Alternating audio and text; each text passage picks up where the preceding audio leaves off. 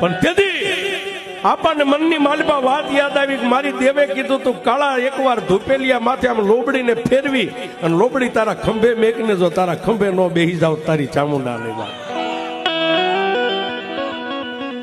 એ જમણો હાથ હતો ને પોતાના ખંભાની માથે આમ મેક્યો મારી દેવ શેક નથી સાહેબ. જોજો ભજન કેવું થાય, ભક્તિ ક્યારે થાય, તમારી ભક્તિ પાકે ક્યારે. આપણને મનમાં એમ થયું કે હું જેથી કાળા તળાવના ટીંબેથી હાલ્યો તેથી મારી દેવે એટલું કીધું તું કાળા મારી લોબડીને ખંભે મેકને હું ચામુંડા તારા ખંભે બેહીને માંડવામાં આવીશ. એ જમણા હાથને આમ કરીને આમ ઊંચો કરીને એમ નક્કી કર્યું કે મારી દેવ શેક નહીં.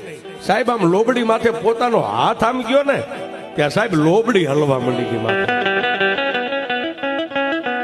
લોબડી હલવા માંડી જમણા કાનની માલિપા મારી વિષ ભુજાલી ચામુંડા બોલી ગઈ કાળા બોલી ગઈ કાળા. આમાં કાળા તને મનમાં વરતો આવ્યો ને કે હું કાળા તળાવ